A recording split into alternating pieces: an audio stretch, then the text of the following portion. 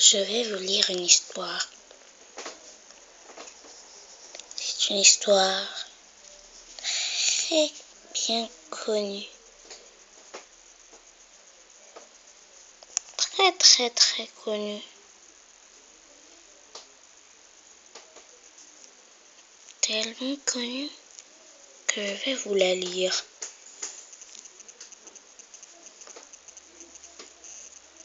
Je veux très bien vous la lire. Le petit Nicolas. C'est votre grand héros pour toujours. Ça commence.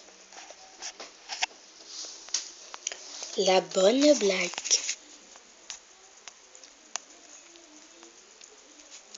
Alors le tigre leur dit: à la récré, cet après-midi, Joachim nous a raconté une blague terrible que lui avait racontée pendant le déjeuner son oncle Martial. Celui qui travaille à la poste. C'était une histoire très drôle. Et on a tous bien rigolé, même Clotaire, qui a demandé après qu'on lui explique. Joachim était très fier. Moi, j'étais drôlement content parce que j'allais raconter cette blague à la maison. Et j'aime bien raconter des blagues.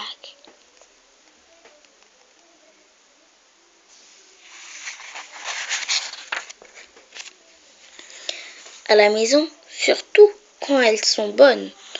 Alors papa et maman rigolent beaucoup. Surtout papa. Et ce soir, on va bien rigoler. Ce qui est dommage, c'est que je ne connais pas beaucoup de blagues. Et souvent, quand je le raconte, j'oublie comment elle se termine. Mais là, la blague était tellement bonne que, pour ne pas oublier, je me la suis racontée tout le temps en classe. Et heureusement que la maîtresse ne m'a pas interrogée parce que je n'écoutais pas ce qu'elle disait. Et la maîtresse n'aime pas qu'on ne l'écoute pas.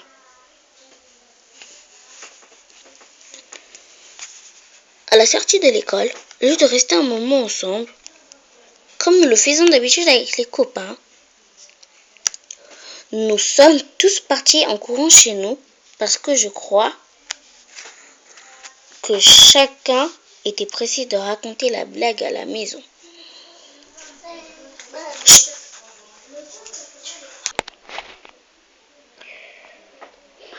Moi, je rigolais en courant parce que ça me faisait rire de penser que papa et maman allaient rigoler. Elle est vraiment bonne, la blague de l'oncle de Joachim. Nicolas, m'a dit maman, combien de fois faudra-t-il te le répéter de ne pas entrer dans cette maison en courant et en hurlant comme un sauvage. Maintenant, va te laver les mains et viens goûter. Mais la blague, maman, j'ai crié.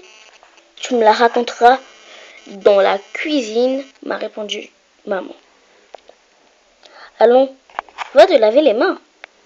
Alors je suis allée me laver les mains sans savon pour faire plus vite et je suis revenue en courant dans la cuisine.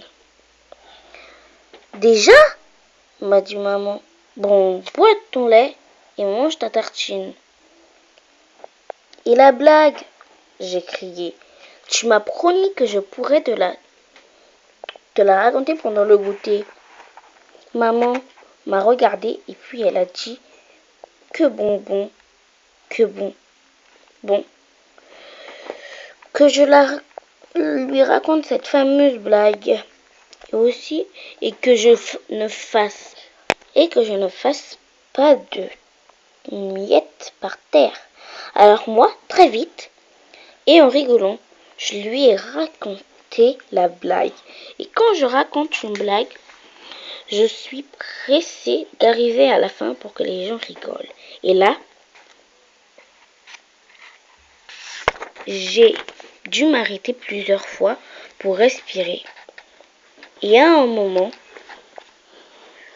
je me suis trompée, mais j'ai corrigé. Et à la fin, maman m'a dit, c'est très bien, Nicolas. Maintenant, finis ton goûter et monte faire tes devoirs. Elle t'a pas fait rire, ma blague? J'ai dit. Mais si, m'a répondu maman. Elle est très drôle. Dépêche-toi. C'est pas vrai, j'ai dit. Elle t'a pas fait rire. Elle est drôlement chouette pourtant. Si tu veux, je vais te la raconter de nouveau. Nicolas, voilà assez. Pour la dernière fois, je te dis que cette blague m'a fait rire, a crié maman. Alors cesse de me casser les oreilles ou je vais me fâcher. Alors là, c'était pas juste. Et je me suis mise à pleurer. Parce que c'est vrai quoi, à la fin, c'est pas la peine de raconter des histoires drôles si personne ne rigole.